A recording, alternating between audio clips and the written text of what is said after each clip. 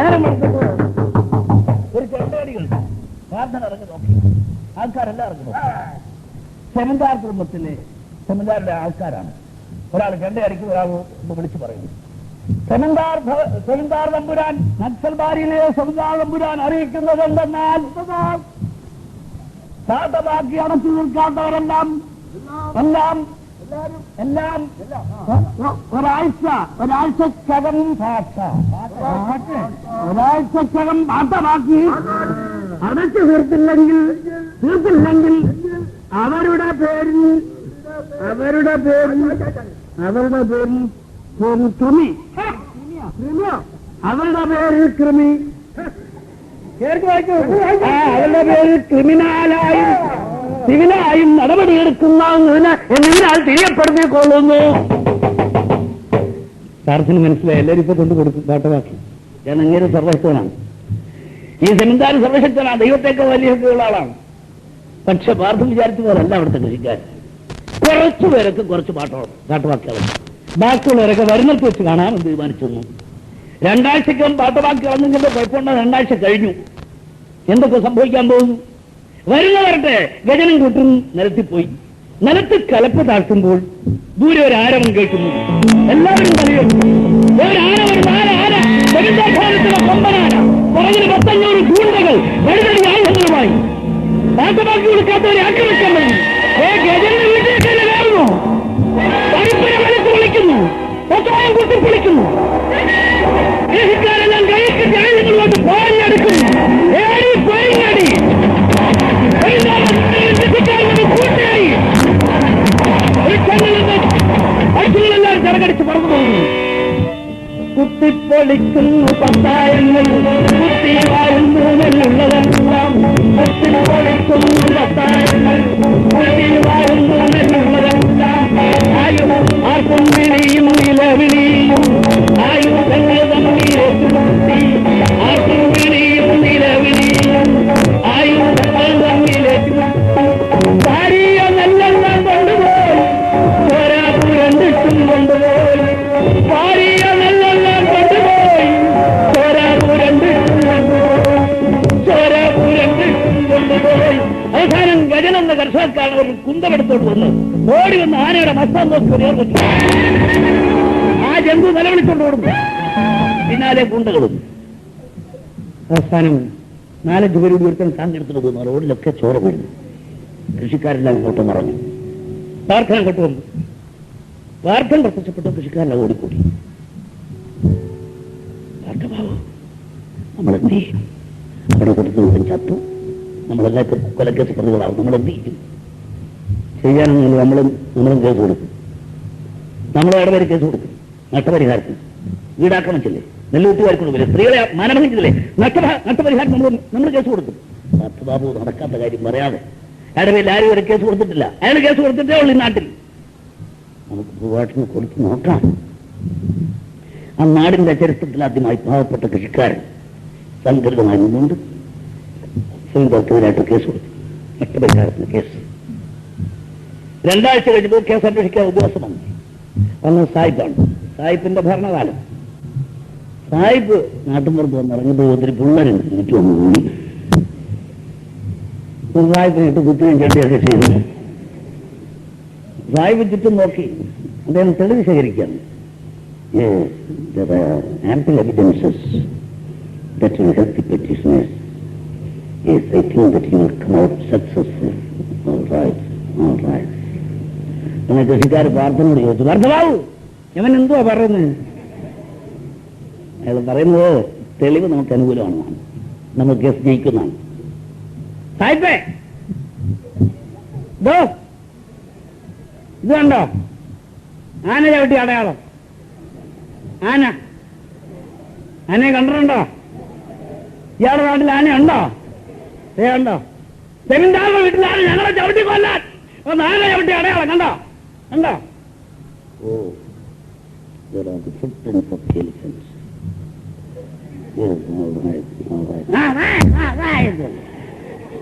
ഇങ്ങനെ പറഞ്ഞാൽ പോരാ, എഴുതണം. ഇയാൾ എഴുതണം, ഇല്ലെങ്കിലേ ഞങ്ങൾ ഇടിക്കും. സാഹിബ് പോയി. പക്ഷേ കേസിന്റെ വിധി വന്നപ്പോൾ അവർക്ക് അനുകൂലമായിട്ട് വിധി ഉണ്ടാകുന്ന പ്രതീക്ഷയാണ്. തികച്ചും അപ്രതീക്ഷിതമായ വിധി. ഗജന്റെ മകൻ സാരഥി ഉൾപ്പെടെ നിരവധി കർഷക യുവാക്കന്മാരെ 6 മാസത്തെ കഠിന തടവിന് ശിക്ഷിച്ചുള്ള വിധി വന്നിരിക്കുന്നു. കാരണം സാഹിബ് തിരിച്ചു വന്നു, സിന്ധാളെ വീട്ടിൽ കയറി സംസ്കാരം കഴിഞ്ഞ് സമ്മാനം മേടിച്ചാണ് പോയത്. പോലീസ്, പട്ടാളം, കോടതി, സർക്കാർ, അന്വേഷണ ഉദ്യോഗസ്ഥൻ, എല്ലാവരും. അന്വേഷണ ഉദ്യോഗസ്ഥൻ കഴിയുന്നവർ റിട്ടയർഡ് ആളായ അന്വേഷണം സുഖമായിരിക്കും. നമ്മുടെ ആളാകുമ്പോൾ നമ്മുടെ ജാതിക്കാരനായ എന്നാലും വെറുതെ വിടാൻ നിൽക്കും. അതുകൊണ്ട് നമ്മുടെ ജാതിക്കാരിയായ ഒരാളെ അന്വേഷണ ഉദ്യോഗസ്ഥയായി റിട്ടയർഡ് ജഡ്ജി വെച്ചു നല്ലതല്ലേ? ഇതെല്ലാം അധ്വാനിക്കുന്ന വർഗത്തെ അമർത്താൻ വേണ്ടിയുള്ള മർദ്ദരോപകരണമാണ്. ഭർത്താവ് സരസ്വതി പ്രാർത്ഥനയോട് ചോദിക്കും, എന്റെ ഭർത്താവിനെ കൊണ്ടുപോകും, ഇടിക്കുവോ? ഒരുപാട് സഹിക്കേണ്ടി വരും. നൂറ്റാണ്ട് കാലമായിട്ടുള്ള മർദ്ദനം സഹിക്കുന്നതാണ്. നമ്മളതിന് എതിരായിട്ട് ഉണർന്ന് എണീറ്റിട്ടേ ഉള്ളൂ. ഒരുപാട് സഹിക്കേണ്ടി വരും. നിസ്സാരമായിട്ട് നേടാൻ സാധിക്കില്ല. സംഭവം ഇങ്ങനെയാണ്. ജാർഖൻ ഈ സമയത്ത് കൽക്കത്തയിൽ ഭദ്ര ടീച്ചർ ആകെ തകർന്നു പോയി. അവന്റെ മറുപടി കിട്ടിയപ്പോഴും ജാർഖൻ മറുപടി കിട്ടിയപ്പോഴും, വീട് വെടിഞ്ഞ് പതികന്റെ കാലടി പാടില്ല നീ ഓമനിക്കാൻ, മായട്ടെ എന്മുഖം നിൻ മനോവിധിയിൽ മാഞ്ഞിട്ടൻ കലടികൾ. ഒരു ദിവസം സ്കൂളിൽ നിന്ന് വന്നപ്പോൾ അവളെ കാത്തു നിൽക്കുന്നൊരു പെണ്ണ്, ടീച്ചർ എന്നെ സഹായിക്കൂ, എന്റെ പേര് ദേവകി, എന്റെ അമ്മാവനിവിടെ ഉണ്ട്, ജോലിക്കെന്ന് പറഞ്ഞ് കൊണ്ടുവന്നതാണ്, ജോലിയൊന്നും തന്നില്ല, എന്നെ അടുക്കളക്കാരിയിട്ട് ഇട്ടേക്കുക, ഞാൻ 8ാം ക്ലാസ് വരെ പഠിച്ചിട്ടുണ്ട്, എനിക്ക് ജോലി മേടിച്ചതോ? നീ ഏതാണ്? താഴ്പൂക്കൂർ ഗ്രാമത്തിലുള്ള പാർച്ചേട്ടൻ നാട്ടിലുള്ള. ഏത് പാർച്ചേട്ടൻ? പാർച്ചേട്ടൻ പറഞ്ഞു ഇവിടെ ഒന്ന് കാണാൻ. ഏത് പാർച്ചേട്ടൻ? എന്റെ പാർച്ചേട്ടൻ. എന്റെ പാർച്ചേട്ടൻ? ഭദ്രയുടെ മുഖം ഒന്ന് പിളറി. ലോകത്തെ ഏത് ഭദ്രയുടെ മുഖം പിളറും ഇങ്ങനെ വാർത്ത കൊണ്ടാണ്. അപ്പൊ നമ്മൾ നമ്മുടെ ഭാര്യയോട് സംസാരിച്ചുകൊണ്ടിരിക്കുകയാണെന്ന് ഇരിക്കട്ടെ, ഓരോ സ്ത്രീ കയറി വരുന്നു. നമ്മുടെ കൂടെ പഠിച്ചോളാണ്, സ്കൂളിലോ കോളേജിലോ നമ്മുടെ കൂടെ പഠിച്ചോളാണ്. ഭാര്യ ഇരിക്കുന്ന ഞങ്ങളോട് സംസാരിക്കാതിരിക്കാൻ പറ്റുമോ? അവൾ കയറി വരുന്ന അവൾ നമ്മുടെ ഭാര്യയൊക്കെ കുറെ കൂടെ സുന്ദരിയാണ്, കുറച്ച് വിദ്യാഭ്യാസമുള്ളവളാണെങ്കിൽ പിന്നെ കുഴപ്പമാണ്. ഇത് വന്നു കഴിഞ്ഞാൽ നമ്മൾ അറിയാതെ ചോദിച്ചു പോകും, ആ ഇതാര്? സരോജിനി. സരോജിനി ഇപ്പൊ എവിടെ? ജോലിയുണ്ടോ? എവിടെ? ഞാൻ ട്രിവാൻഡ്രത്ത് എന്താണ് സാറെന്താണെന്നാൽ അവിടെ നമുക്ക് അങ്ങോട്ട് കയറാൻ. ഞങ്ങളെല്ലാം വളരെ എക്സ്പെക്ട് ചെയ്തു. ഞാൻ എൻ്റെ കൂട്ടുകാരികളെല്ലാം ഫ്രണ്ട്സിനോടെല്ലാം പറഞ്ഞു, സാർ വരും, ഡെഫിനറ്റായിട്ട് വരും. നമ്മളെ എല്ലാ ബന്ധവും എല്ലാ റിലേഷൻസും ഞാൻ പറഞ്ഞു കൊടുക്കും. ക്ലാസ്മേറ്റ്സ് ആണ്, കോളേജ് മേറ്റ്സ് ആണ്, നമ്മൾ റിലേറ്റീവ്സ് ആണ്, നമ്മളെല്ലാ വിധത്തിലുള്ള എല്ലാ റിലേഷൻസും ഞാൻ പറഞ്ഞു കൊടുത്തു. നിശ്ചയമായിട്ട് സാർ വരും ഞാൻ പറഞ്ഞു കൊടുത്തു. പക്ഷെ സാർ വന്നില്ല. വലിയ ഡിസപ്പോയിന്റ്മെന്റ് ആയിപ്പോയി, വലിയ ഡിസപ്പോയിന്റ്മെന്റ് ആയി. എല്ലാവരും എന്നെ ബ്ലെയിം ചെയ്തു, സകല കൂട്ടുകാരികൾ എന്നെ ബ്ലെയിം ചെയ്തു. സാറേ ഇന്ന് വരുമ്പോൾ അങ്ങോട്ടൊന്ന് കയറണേ. ഭാര്യയെ കാണാനില്ല. അവരെ എന്നിട്ടങ്ങ് പോയി. നമ്മളവളെ പറഞ്ഞു വിട്ടിട്ട് സരോജിനെ പറഞ്ഞു വിട്ടിട്ട് അകത്ത് നമ്മുടെ ഭാര്യ കിടക്കുകയാണ്. കിടക്കുകയാണ്, എടുത്ത് കിടക്കുകയല്ല, കിടക്കുകയാണ്. ഭാര്യയെ നീ എന്താ വല്ലാതെ വിളറിപ്പോകുന്നു? വിളറാത്തോളം ഉണ്ടല്ലോ, തിരുവനന്തപുരത്തുകാരി സരോജിനി ഉണ്ടല്ലോ, അവളെന്തോ പറഞ്ഞു? ബ്ലെയിം ചെയ്യുന്നു. പിള്ളേരും ചേരട്ടെ, ഞാൻ ചോദിച്ചറിയും ബ്ലെയിം ചെയ്യുന്നു പറഞ്ഞാൽ അതിന്റെ അർത്ഥം എന്തുവാണ്? ഇതിനിടയ്ക്ക് അവിടെ മറ്റൊരാൾ വന്നു, മിസ്റ്റർ കുറുപ്പ്. ഈ കഥയിൽ അങ്ങനെ മലയാളിയായ കഥാപാത്രമാണ് മിസ്റ്റർ കുറുപ്പ്. ഇത് ദേവകി, പാർത്ഥന്റെ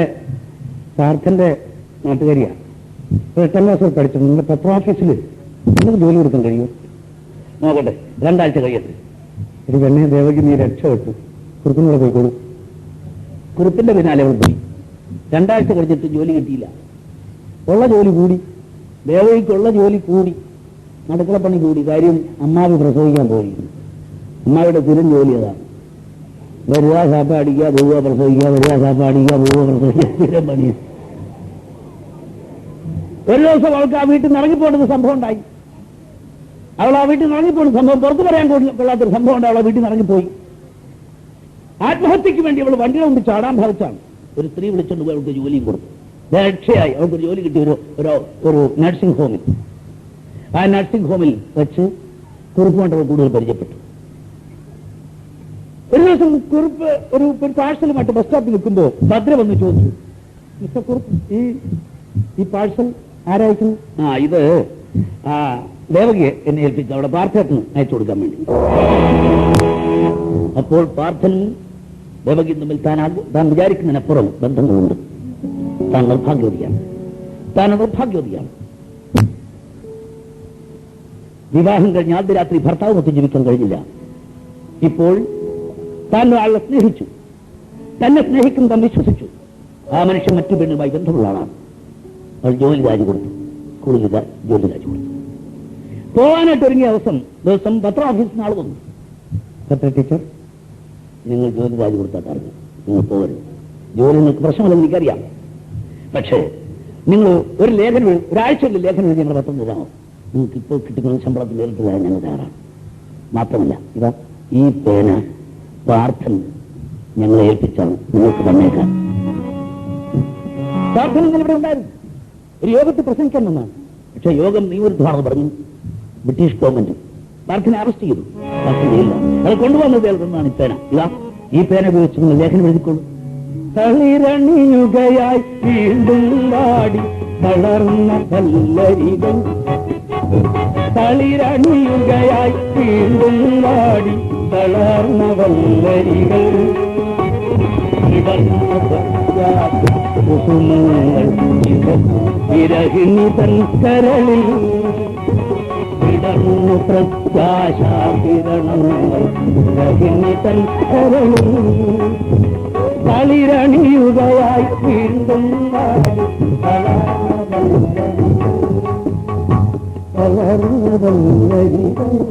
1939 കാലഘട്ടം, രണ്ടാം ലോകമഹായുദ്ധം.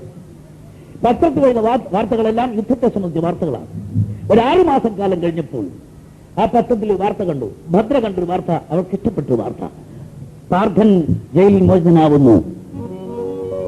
ആ പത്രമാഫീസിൽ ജോലിയെടുക്കുന്ന അലീമത്താണ് ഭദ്ര ജയിൽ വളപ്പിലെത്തിയത് പാർത്ഥനെ സ്വീകരിക്കാൻ. പാർത്ഥനെ സ്വീകരിച്ചു കൊണ്ടുവരുമ്പോൾ അവർ പാർത്ഥന്റെ മുമ്പിൽ അപേക്ഷ സമർപ്പിച്ചു. പാർത്ഥ, ഒരാഴ്ച കഴിഞ്ഞ് കൽക്കത്തയിൽ നിന്ന് പോയാൽ മതി. ഞങ്ങളുടെ എല്ലാവരുടെ ആഗ്രഹമാണ്. ഒരാഴ്ച അല്ലല്ലോ ഭദ്രയെ ജീവിതകാലം അത്രയും നിയമത്തിൽ ജീവിക്കാൻ ഞാൻ തീരുമാനമെടുത്ത് കഴിഞ്ഞിരിക്കുന്നു. പക്ഷേ എന്ത് ചെയ്യാം? കണ്ടില്ലേ ബ്രിട്ടീഷ് ഗവൺമെന്റ് കൽപ്പന, 24 മണിക്കൂറിൽ പാർത്ഥൻ കൽക്കത്ത നഗരം വിട്ടു പോയിക്കൊള്ളണം. നീ പത്രാഫീസിൽ തുടരുക, ഞാൻ നക്സൽബാരിലേക്ക് പോവുകയാണ്. കൂടെ വരാം, നമുക്ക് കാണാം. പാർത്ഥൻ നക്സൽബാരിയിലെത്തിയപ്പോ അയാളെ സ്വീകരിക്കാൻ ധാരാളം ആൾക്കാർ, അന്നത്തെ ഗജൻ ഉൾപ്പെടെ സകല ആൾക്കാരും. പാർത്ഥന്റെ സംഭാഷണം കേൾക്കാത്തവരും കൂടി, ആണും പെണ്ണും എല്ലാം വന്നുകൂടി. നിങ്ങളെന്താ കൊയ്യാത്തത്? നെല്ല് വിളക്കി വെച്ച് കിടക്കുന്നത് എന്താ കൊയ്യാത്തത്? അടുത്ത വെള്ളിയാഴ്ച കൊയ്യണം. പക്ഷെ ഈ തവണ 15-ന് 10 കൊടുക്കരുത്. നമ്മുടെ കർഷക സംഘത്തിന്റെ തീരുമാനമാണ്.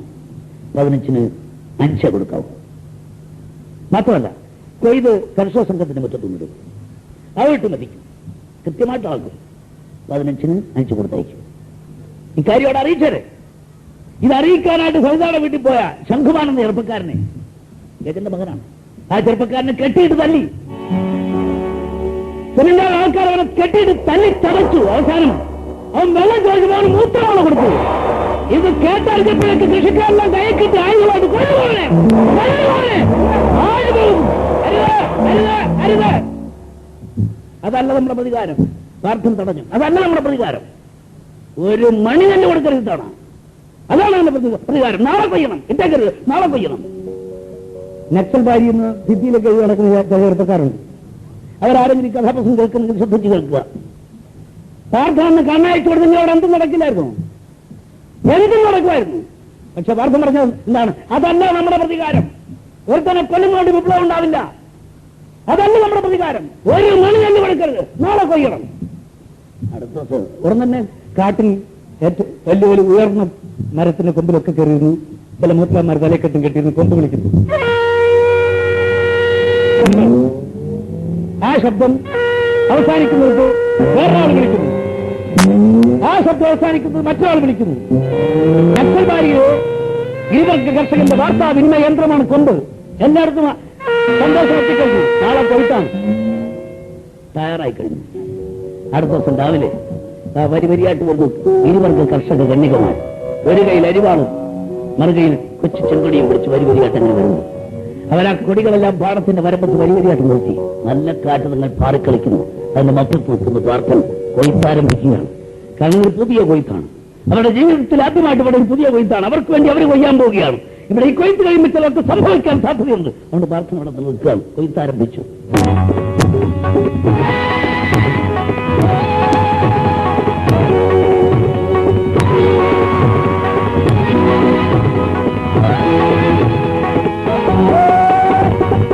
കൊയ്തെടുക്കാം നെല്ലു കൊയ്തെടുക്കാം നമ്മൾ കൊയ്തവർക്കിൽ കൊയ്തെടുക്കാം നെല്ലു കൊയ്തെടുക്കാം നമ്മൾ കൊയ്തവർക്കിൽ തങ്ക കറുമണികൾ കള്ളസമന്താരി കാലം കടന്നു കൊയ്തെടുക്കുന്നുണ്ടേ കൊയ്തെടുക്കാം കള്ളസമന്താരി കാലം കടന്നു കൊയ്തെടുക്കുന്നുണ്ടേ കൊയ്തെടുക്കാം കൊയ്തെടുക്കാം കൊയ്തവർക്കിൽ തങ്ക കറുമണികൾ കൊയ്യുന്ന മീൻ പിടിക്കുന്നു.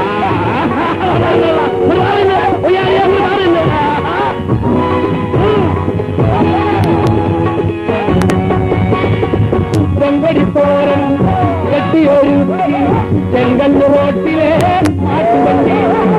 ചെങ്കടിത്തോരണം കെട്ടിയൊരു ചെങ്കല്ല് റോട്ടിലെ മാട്ടുവണ്ടി. ചെങ്കടി തോരണം കെട്ടിയൊരു ചെങ്കല്ല് റോട്ടിലെ മാട്ടുവണ്ടി. ചെങ്കടി തോരണം കെട്ടിയൊരു ചെങ്കല്ല് റോട്ടിലെ മാട്ടുവണ്ടി. ചെങ്കതിൽ കറ്റ പുനിയുന്ന വണ്ടികൾ നിങ്ങൾ കൊണ്ടുപോകും. ചെങ്കതിൽ കറ്റ പുനിയുന്ന വണ്ടികൾ കൊണ്ടുപോകും.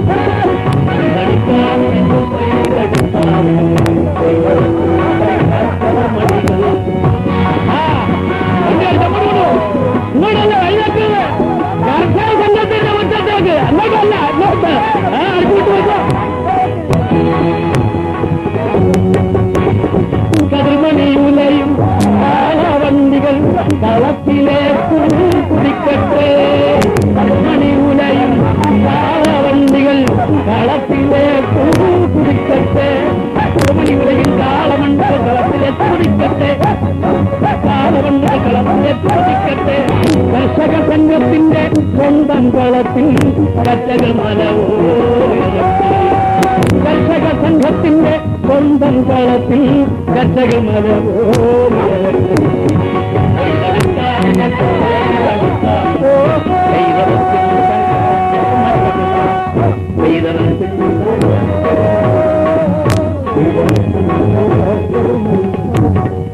എല്ലാ വീട്ടിലും പൂന്നെല്ലിന്റെ മണം. എല്ലാ വീട്ടിലും പായസം വെച്ചു. പ്രാർത്ഥന ഗജന്റെ വീട്ടിലേക്ക് വന്നു. പ്രാർത്ഥന വരുന്ന കണ്ടിട്ട് സരസ്വതി മുറ്റമൊക്കെ അടിച്ച് വൃത്തിയാക്കി ഒരു വിളക്ക് കത്തിച്ചു വെച്ച് തൊഴുകയോടെ നിൽക്കുന്നു. എന്തായത് സരസ്വതി പൂജ ആർക്ക് വേണ്ടി? പ്രാർത്ഥനാവും നിങ്ങൾ ഞങ്ങളുടെ ദൈവമല്ലയോ? ഞങ്ങളുടെ ജീവിതത്തിൽ ആദ്യമാണ് ഇത്ര നെല്ല് ഒരുമിച്ച് കാണും. നിങ്ങൾ ഞങ്ങളുടെ ദൈവമല്ലയോ? ഞങ്ങളത് പൂജിച്ചോട്ടെ. എങ്കിൽ ഞാൻ ഇന്ന് എനിക്ക് പൂജ ഒന്നും ഇഷ്ടമല്ല. ഞാൻ വന്നിട്ട് പായസം കുടിക്കണം. പായസം ഉണ്ടോ? ആർക്കും പായസം കുടിച്ച് കഴിഞ്ഞപ്പോ ഗരീബർക്ക് കർഷക കന്യമാരും ചുറ്റുമുള്ള വീടുകളിലെ ആൾക്കാരെല്ലാം വന്നു. ഇപ്പൊ എന്ന് ചോദിക്കുന്നു, കർത്താവ് ഇവരെല്ലാം കൂടെ എന്നെ ഒരു കാര്യം ഏൽപ്പിച്ചിരിക്കുന്നു. ചോദിച്ചറിയാം, കല്യാണം കഴിക്കുന്നു. നിങ്ങൾ കൽക്കത്ത പോയത് വധുവിനെ കാണാനാണോ? അതെ. കണ്ടോ? കണ്ടു. സുന്ദരിയാണോ? നിന്നെ പോലെ അത്ര സുന്ദരിയല്ല. ഭർത്താവ് കല്യാണം കഴിഞ്ഞിട്ട് ഇവിടെ താമസിക്കണേ. ഇവിടെ താമസിക്കാമെങ്കിൽ ഞങ്ങളെല്ലാം കൂടെ പാർസാബിന്റെ വീട്ടിന് ചുറ്റും ചെമ്പരത്തി ചെടിയുടെ പേര് കിട്ടുന്നത്. ആ ചെടിയെല്ലാം കൂടെ ഒന്നിച്ചുകൊണ്ട് പൂക്കുന്ന ദിവസം പാർത്ഥബാബു ഒരു കുഞ്ഞിന്റെ അച്ഛനാവും. നിനക്ക് കവിത അറിയാവില്ല പെണ്ണെ. ഞാൻ പോയിട്ട് വരട്ടെ. അമ്മയെ കണ്ടിട്ട് ഒത്തിരി കാലമായി. പാർത്ഥം ചെന്ന് വഞ്ചി കയറി ആ കരയ്ക്ക് കണ്ടവാനോ ആക്കുന്നു എന്നൊക്കെ യാത്ര പറയുന്നു. ആ വഞ്ചി നീങ്ങുള്ള പാടത്തേക്കാൾ നോക്കി. പാടം അപ്പോഴും പച്ച പിടിച്ചിരിക്കുന്നു. ശാശ്വതമൻപദമുക്തകുമാർ സാത്വിക സാത്വരഭൂമി താഴ്വരകർമ്മൊരു ശ്യാമളനക്കുല ഭൂമി. ശ്യാമളനക്കുല ഭൂമി. ശ്യാമളനക്കുല ഭൂമി. അമ്മേ അമ്മേ അത് വീട്ടിലെത്തിയിരിക്കുന്നു. അർദ്ധരാത്ര സമയം. അമ്മ വാതിൽ പറഞ്ഞു. വിളക്ക് കൊടുത്തില്ല. മോനെ പാർത്ത ഞങ്ങൾ തൊട്ടുക, അത്രയും പോലീസാ. പിന്നെ രാജനെ ആരൊക്കെ കൂടി കൈ വാങ്ങി കണ്ടുപിടിച്ച് നദി തീർത്തുകൊണ്ടിരിക്കുന്നു. നിന്റെ കൂട്ടാന്ന് പറയുന്നത് ആരായാലും ശരി അവനത് വേണം. യുദ്ധകാലത്ത് നെല്ല് കഴിഞ്ഞിരുന്ന കിട്ടണം. ദൃഷ്ടൈമം സ്വജനം കൃഷ്ണ. അമ്മേ അതാരാ? അച്ഛന് ഗീത വായിക്കുന്നു. ഓ യുഗീസം സമുപസ്ഥിതം. അതാരാ? വേറെ ഒരു സന്യാസി, സ്വാമി കുക്കുടാനന്ദൻ. അഖണ്ഡ സരസ്വതി, കാശി മഠാധിപതി ഭൂഖണ്ഡ സരസ്വതി വന്നിരിക്കുക. ഇങ്ങനെ പറഞ്ഞ എല്ലാം മായാന്ന. എന്റെ അച്ഛനും അയാളും അങ്ങ് എപ്പോഴും വാക്കുകേർക്കുക. എല്ലാം മായാന്ന സന്യാസി പറയുന്നു. നീ ഞാനും വീടും ചോറും കറിയും എല്ലാം മായാന്ന പറയുന്നു. മക്കളെ, മായ രണ്ടും കൂടെ അപ്പുറത്തൊരു നാടൻ കെട്ടി അതിനകത്ത് കയറിയിരിക്കുക. എന്തിനാണെന്നറിഞ്ഞോ? കഞ്ചാവ് വലിക്കാൻ. അമ്മേ, സന്യാസി ഒന്ന് അച്ഛനെ അടിച്ചെടുത്ത ലക്ഷണമാണല്ലോ. അമ്മയൊരു കാര്യം, അമ്മ എന്റെ വീട് വാ. ഇതുവരെ അമ്മ ഈ വീട് പ്രവർത്തി, നീ എന്റെ വീട് പ്രവർത്താൻ അമ്മ എന്റെ വീട് വരും. മോനെ നീ വല്ലതും നിശ്ചയിച്ചോ? ഞാൻ കല്യാണം കഴിക്കാൻ നിശ്ചയിച്ചു. ഇപ്പോഴെങ്കിലും നേർബുദ്ധി തോന്നില്ല. അമ്മയും മകനും വീണ്ടും നക്സൽബാരിയിലെത്തി. കൃഷിക്കാർക്ക് കൂടി അവർക്ക് താമസം വീട് കെട്ടിക്കൊടുത്തു. അവിടെ ചെന്നപ്പോഴാണ് അമ്മയ്ക്ക് മനസ്സിലായത് തന്റെ മകൻ പാടുപെട്ട് വെറുതെയല്ല, തന്റെ മകനൊരു തല്ലുകൊള്ളിയല്ല. ആ നാട്ടിലെ മുഴുവൻ ജനങ്ങളുടെയും ഹൃദയം ആകർഷിച്ച് മഹാനായ ഒരു വലിയ നേതാവ്, അവിടെ കണ്ണിലുണ്ടായ നേതാവ്. പ്രാർത്ഥന തേടി പോലീസ് അങ്ങനെ പറഞ്ഞു നടക്കുകയാണ്. 25,000 രൂപ പ്രാർത്ഥന തലയ്ക്ക് വില വെച്ചിരിക്കുകയാണ് ബ്രിട്ടീഷ് ഗവൺമെന്റ്. അത് പിടിച്ചു കൊടുക്കുന്നവർക്ക് 25,000 രൂപ ഇനാം പ്രഖ്യാപിച്ചിരിക്കുകയാണ്. കാരണം സെമിന്താട് നിലം കൊയിച്ചന് ഇത് മുഖത്ത് കൊടുത്ത ആളല്ലേ, ഏറ്റവും വലിയ കുറ്റമല്ല ചെയ്തിരിക്കുന്നത്. പക്ഷെ 25,000 രൂപ അവിടെ നിന്ന് പൂത്തല്ലാതെ ആരും അത് മേടിക്കാനുണ്ടായില്ല. ഒരേ സ്ഥലം വീട്ടിലോട്ട് ചെല്ലുമ്പോ അമ്മ പറഞ്ഞു, മക്കളെ ഇതാ ഒരു കത്ത്, കൽക്കത്തയിൽ നിന്ന് വന്നാണല്ലോ, പ്രാർത്ഥന അറിഞ്ഞാൽ ഭദ്ര ടീച്ചർ വീണ്ടും തുടങ്ങിപ്പോയിരിക്കുന്നു. നിങ്ങളുടെ അശ്രദ്ധയാണ് കാരണം. അതുകൊണ്ട് നിങ്ങൾ ദയവായി ഈ പ്രശ്നത്തിൽ ഇടപെടണമെന്ന് ഞങ്ങൾ അപേക്ഷിക്കുന്നു. പ്രാർത്ഥിക്കേണ്ടത് ശരിയാണ്. ഇവിടുത്തെ പ്രശ്നങ്ങൾ ഇടപെട്ടത് മറ്റു കാര്യങ്ങൾ മറന്നുപോയി. അത് കൽക്കത്തയിലെത്തി. അവിടെയില്ല, നേരെ ഭദ്രയുടെ നാട്ടിലെത്തി. കൽക്കത്തയിൽ നിന്ന് 300 മൈൽ അകലെ ഒരു ഗ്രാമപ്രദേശം, നെല്ല് വളഞ്ഞു പോയിട്ട് കിടക്കുന്ന ഒരു കൃഷിസ്ഥലം. പാടത്തിന്റെ പരമ്പത്തോടെ ചെന്നു. വീട് ചോദിച്ചറിഞ്ഞു കൂടി കയറി ചെന്നപ്പോ അപ്രതീക്ഷയോടെ പ്രാർത്ഥന കണ്ടു. ഭദ്ര പേടിച്ചു പോയി. അച്ഛാ അച്ഛാ ഈ വന്നാരോ നോക്കിയേ പാർത്ഥമാവൂ. മുമ്പലാകുന്നു ഷാലൊക്കെ പോച്ച് വെള്ളിത്താടി വെള്ളിത്തല കൂടി അത് സാക്ഷാൽ രവീന്ദ്രനാഥട്ടാവർണ്ണപ്പെട്ടു നോക്കി. പാർത്ഥ, ഈ ജീവിതത്തിൽ നീ കാണാൻ കഴിയുമെന്ന് വിചാരിച്ചല്ല, ഞങ്ങളുടെ ഭാഗ്യം. അത്താഴം കഴിഞ്ഞ് മൂപ്പലാൻ ഉറക്കമായി. ഭദ്രയും ഭർത്തനും സംസാരിക്കാനാണ് മുഖത്തെത്തിപ്പോയി. നിലാവുള്ള രാത്രി ഒരു ടെറസിലിരിക്കുക. ഭദ്രേ, എന്താ പത്രോഫീസിൽ നിന്ന് പോകുന്നത്? ഓ, ഞങ്ങൾക്ക് ചെറിയ മനുഷ്യർ, നിങ്ങൾക്ക് വലിയ ആളല്ലേ, ജീവിതത്തെ കുറിച്ചൊരു പ്രത്യാശയില്ല, അതുകൊണ്ട് ഇന്ന് പോകാം. നിങ്ങൾക്ക് പത്രപ്രവർത്തകയാണല്ലോ, വാർത്ത അറിഞ്ഞു. ആ ദേവകയുണ്ട്, ആ പാവപ്പെട്ട ദേവകി, അവളെ കല്യാണം കഴിച്ചു. മലയാളിയായ കുറിപ്പുണ്ടല്ലോ, അവനാണ് മനുഷ്യൻ. ആരോടുമില്ലാത്ത ദേവകി അവരെ സ്വീകരിച്ചു. ഓഹോ, അപ്പൊ ദേവകിക്ക് വേറെ ആളെന്ന് അറിഞ്ഞുകൊണ്ടായിരിക്കും 300 മൈൽ താണ്ടി ഇങ്ങോട്ട് പോകുന്നല്ലേ? ഞാൻ ആരെയും സ്നേഹിച്ചിട്ടില്ല, ഞാൻ ആരെയും പ്രേമിച്ചിട്ടില്ല. അഥവാ പ്രേമിച്ചിട്ടുണ്ടെങ്കിൽ ദേവകിയുമല്ല. രാത്രി മണി 2 പെട്ടെന്ന് അന്തരീക്ഷം മാറി. കാറും കോളും കൊണ്ടു ചന്ദ്രിക മങ്ങി, ഭയങ്കര ഇരുള്. പറഞ്ഞണ്ടേ, രണ്ടുപേരും താഴത്തെ നിലയിലേക്ക് പോയി. തകർത്ത മഴ, ആർത്തിരമ്പി പെയ്യുന്ന മഴ, ഘോരമാരി ആർത്തിരമ്പി പെയ്യുന്നു, കൊടുങ്കാറ്റ് വീശുന്നു. നേരം പുലർന്നു. ഈ പുതുമഴയിൽ കുളിച്ചൊരുങ്ങിയ പ്രഗതീശ്വരിയെ പോലെ സുന്ദരിയായ ഭദ്ര അതിരാവിലെ കുളിച്ചൊരുങ്ങി ശുഭ്രവസ്ത്രവും ധരിച്ച് മുടി കടഞ്ഞ് പുറകിലിട്ടു.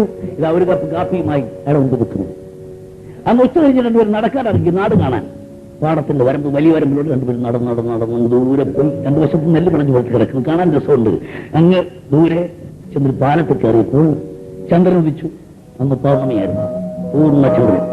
രണ്ടുപേരും പാലത്ത് നിൽക്കുകയാണ്. ഈ നിലാവിൽ, ഈ സന്ധ്യാനേരത്ത്, ഈ പൗർണമി സായന്തനത്തിൽ അവളെ കണ്ട നിമിഷത്തിൽ അത് പറഞ്ഞു, നിന്നെപ്പോലെ സുന്ദരിയായിരിക്കണം ലോകത്തൊന്നും ഞാൻ കണ്ടിട്ടില്ല. അവൾ അയാളുടെ മാറിൽ മുഖം ചായച്ചു.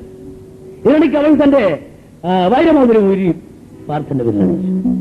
അയാൾ താഴെ ഇറങ്ങിച്ചെന്ന് നെൽക്കതിൽ പൊട്ടിച്ചുകൊണ്ടുവന്ന് അവൾക്ക് സമ്മാനിച്ചു. ഇതാ ഇപ്പോൾ നാം വിവാഹിതായി. നീ എന്റെ ഭാര്യയാണ്, ഞാൻ നിന്റെ ഭർത്താവാണ്. പക്ഷെ എന്ത് ചെയ്യാം ഭദ്രേ, ഞാൻ ഒരു പൊതുപ്രവർത്തകനായിപ്പോയി. നിന്നോടൊപ്പം മധുവിധം ആഘോഷിക്കാൻ അവിടെ താമസിക്കേണ്ട വൃത്തിയിൽ നാളെ ഞാൻ കൽക്കത്തയിൽ നക്സബാരിലെത്തേണ്ടതുണ്ട്. എന്റെ സാന്നിധ്യം അവിടെ ആവശ്യമാണ്. നാളെ അല്ലേ? ഇന്നിവിടെയാണല്ലോ. ഈ രാത്രി ഇവിടെ അല്ലേ? ഈ രാത്രി എന്റെതല്ലേ? അടുത്ത ദിവസം രാവിലെ രണ്ടുപേരും ഒന്ന് പുറപ്പെട്ടു. അവളെ കൽക്കത്തയിൽ പത്രാഫീസിൽ കൊണ്ട് ഏൽപ്പിച്ചിട്ട് പാർട്ടൻ നക്സൽബാരി ചെല്ലുമ്പോൾ അയാളെ സ്വാഗതം ചെയ്തത് വീണ്ടും ഒരു കൊയ്ത്ത് പാട്ട്.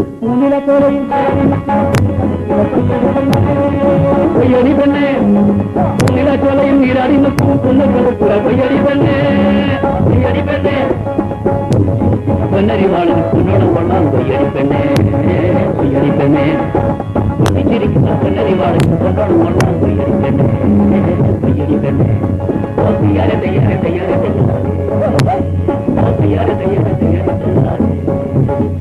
തയ്യാറെ തയ്യാറെ തയ്യാറെ പക്ഷിത്തുവരും തപ്പിയുമ്പോൾ പാവനാഴിയും ഒന്നും പക്ഷിത്തുവരും തപ്പിയുമ്പോൾ പാവനാഴിയും ഒന്നും ചെലിലണിഞ്ഞ കരളിന്റെ ദേവം പാടത്തിറങ്ങി ചെലിലണിഞ്ഞ കരളിന്റെ ദേവം പാടത്തിറങ്ങി തയ്യാറെ തയ്യാറെ തയ്യാറെ തയ്യാറെ തയ്യാറെ തയ്യാറെ തയ്യാറെ തയ്യാറെ തയ്യാറെ തയ്യാറെ.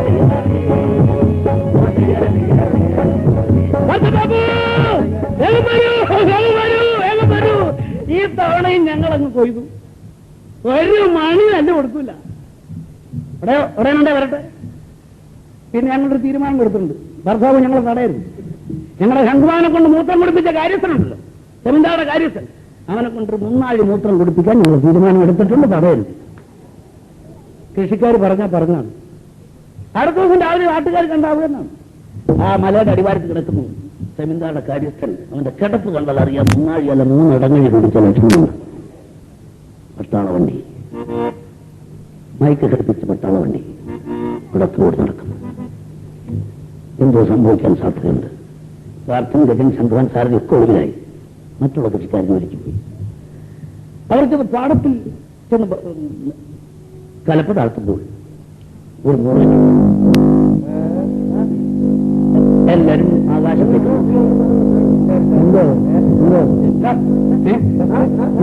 വിമാനം വിമാനം വിമാനം വിമാനം അല്ല വിമാനം അല്ല, ഇത് ജർമ്മന്റെ ഗുണ്ടാണ്. ഇങ്ങോട്ട് എടുത്തിട്ട്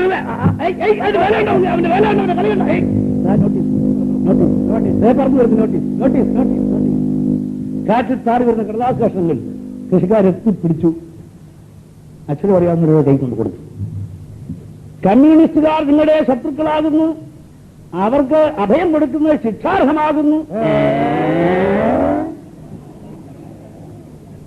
എടാത് ഇത് പറയാൻ നീ പറഞ്ഞു പറഞ്ഞ നീ ഇറങ്ങി വരാറുണ്ട്.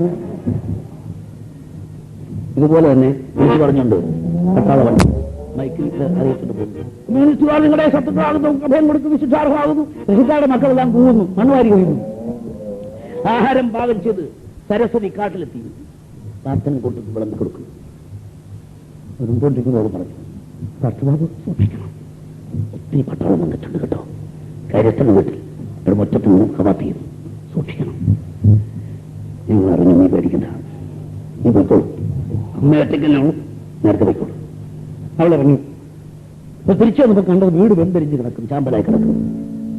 എന്നിട്ട് യാതൊന്നും സംഭവിക്കാത്ത മാതിരി ഗജന്റെ ഭാര്യ അല്ലെങ്കിൽ ശംഖുമാന്റെ അമ്മ ആ മരച്ചുവിട്ടിരുന്ന ആഹാരം പാകിച്ചു. അമ്മേ, ഇതെന്താ ഇത്? എനിക്കറിഞ്ഞൂടാ. ഇപ്പൊ ഒരു പട്ടാള വണ്ടിയോട് വന്നു, 2 പിള്ളേർ ഇറങ്ങി വന്നു. നീ ചെന്നിട്ട് കൊച്ചു എന്റെ ശംഖുമാനെ കുറച്ച് നേരത്തെ ഇങ്ങോട്ട് വന്ന് എന്നെ വിളിക്കുക, എട്ടി നിന്റെ മോനം കേട്ടി. ഞാൻ പറഞ്ഞു, എനിക്ക് അറിഞ്ഞൂടാടാ പാട്ടി. ഉടനെ വണ്ടിക്കകത്തത് ഒരു കുഴൽ എടുത്തോണ്ട് വന്നു. കൊണ്ടുവന്ന് പുറപ്പുറത്ത് കണ്ടെന്ന് ഞാൻ നാറുന്നൊരു വെള്ളം ഇങ്ങോട്ട് വെച്ചു. തീപ്പെട്ടി വരച്ചിട്ട് ഇതാ കിടക്കുന്നില്ല. അവൾ തിരിച്ചു കാട്ടിലെത്തി. സരസ്വതി ബാബു പട്ടാളക്കാർ വീട് ചുട്ടടിച്ചു. ഇങ്ങനെ ഒന്നും കഴിഞ്ഞു. ഞങ്ങൾ അറിഞ്ഞു വേണേ, നീ പൊയ്ക്കോളും, സാരഥിയും കൂട്ടരും വരും, ഞങ്ങൾ വീട് കെട്ടിക്കും, പൊയ്ക്കോളും, നേരെ വരട്ടെ, അമ്മ ഒറ്റയ്ക്കുള്ളൂ. അവൾ സാരഥിയോട് യാത്ര പറഞ്ഞു. ആ കാട് വിട്ട് വയലിലിറങ്ങി. വൃക്ഷച്ചുവട്ടിൽ മറന്നു നിന്ന് സാരഥി അവർക്ക് യാത്ര പറഞ്ഞു. പൂർണ്ണ ഗർഭിണിയായ സരസ്വതിക്ക് യാത്ര പറഞ്ഞു. തിരിഞ്ഞു നോക്കിയും തിരിഞ്ഞു നോക്കിയോടെ പോകുന്നു. അയാൾ അവർക്ക് യാത്ര പറഞ്ഞു. അവൾ റോഡിലെത്തി. രണ്ട് വെളിച്ചമുള്ളൂ. ഒരു വീട്ടിലും വെളിച്ചമില്ല. എല്ലാവരും നേരത്തെ ഉള്ള കലക്കി കുടിച്ച് ഉറക്കമായിരിക്കും. പട്ടാളക്കാർ പേടിച്ചു. അവൾ അതിവേഗം നടന്നു. ആ വൃക്ഷച്ചുവട്ടിലെത്തിയപ്പോൾ നിൽക്കറിയാണ് 4-5 പട്ടാളക്കാർ അവിടെ പൊതിഞ്ഞു. എവിടെ പോയി? എവിടെ പോയി? സത്യം പറയടി. ഒരു പട്ടാളക്കാരൻ അവിടെ കൈക്ക് പിടിച്ച് വലിച്ചു വെച്ച വാടി നിന്നെ വിടത്തില്ല.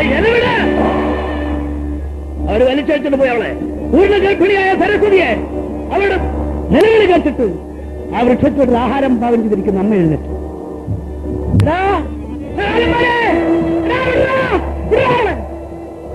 കൈ കെട്ടി വെട്ടുകെട്ടിയിട്ട് അവളെ ഓടിച്ചത്.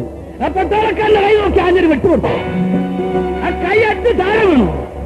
പിന്നെ അവിടെ നടന്നൊന്നും പറയാൻ കഴിയില്ല. ആ തള്ളയും സരസ്വതി അവർക്ക് ചെയ്യാനൊക്കെ ചെയ്യുന്നു. നിലവിളി കേട്ടപ്പോൾ കാട്ടിൽ ഒളിച്ചിരുന്നവരെല്ലാം പുറത്തു വന്നു. താൽക്കാലം കൊട്ടും പുറത്തു വന്നു. അവർ പിന്നെ ഒളിച്ചിരുന്നില്ല. കൈ കെട്ടി ആയുധങ്ങളുമായിട്ട് പാഞ്ഞു വരുന്നു.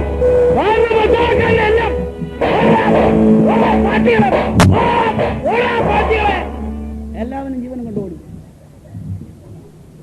ചോരയിൽ കുളിച്ച് കിടക്കുന്നവളെ, ചോരയിൽ കുളിച്ച് കിടക്കുന്ന ആ സരസ്വതി താങ്ങെടുത്തോണ്ട് പോകുമ്പോൾ ആ കാട്ടിനകത്ത് വെടി കേട്ടു.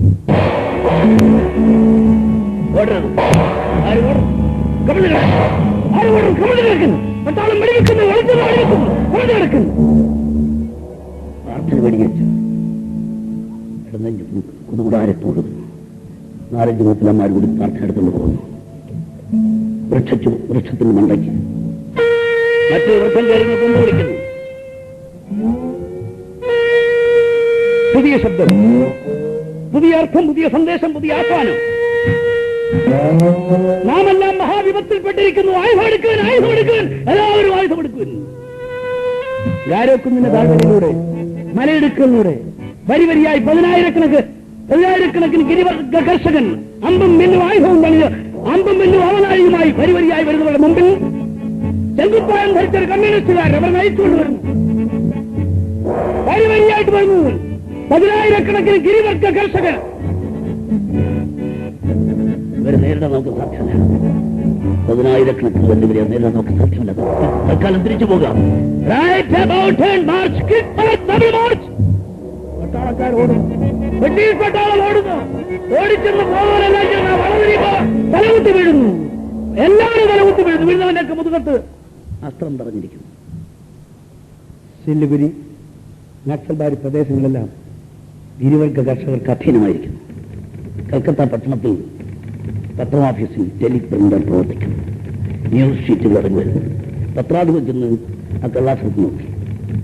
ടീച്ചർ ഈ വാർത്തകളുണ്ടോ? ഗിരിവർഗ കർഷകരുടെ നേരെ ബ്രിട്ടീഷ് പോലീസ് യന്ത്രത്തെ കൊണ്ട് വെടിവെച്ചു. 17 കർഷക യുവാക്കന്മാർ കർഷക നേതാവ് പ്രാർത്ഥനയും ജനമോടഞ്ഞു.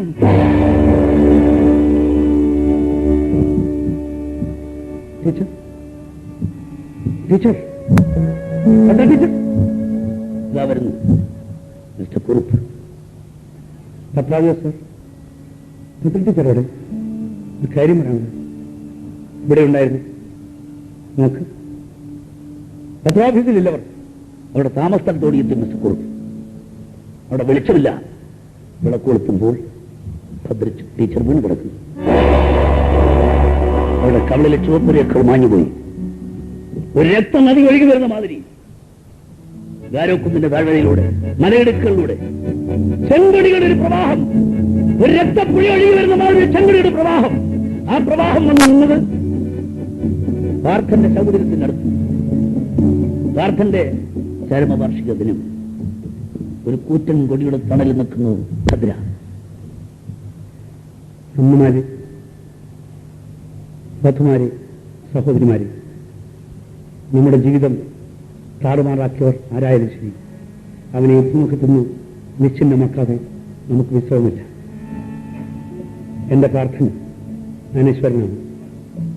എന്റെ പ്രാർത്ഥന ജീവിച്ചിരിക്കുന്നു നിങ്ങളുടെ ഹൃദയങ്ങളിൽ. നിങ്ങൾ ഓരോരുത്തരിലും പ്രാർത്ഥന ജീവിച്ചിരിക്കുന്നു. അനശ്വരനായ എന്റെ പാർട്ടിൽ എന്നെ ഏൽപ്പിച്ച ഈ ചുവന്ന കൊടി തൊട്ട് ഞാൻ പ്രതിജ്ഞ എടുക്കുന്നു. അധ്വാനിക്കുന്ന വർഗത്തിന്റെ മോചനത്തോടുകൂടിയല്ല നമുക്ക് വിശ്രമമില്ല. ശാശ്വതമൻ ഭൂമി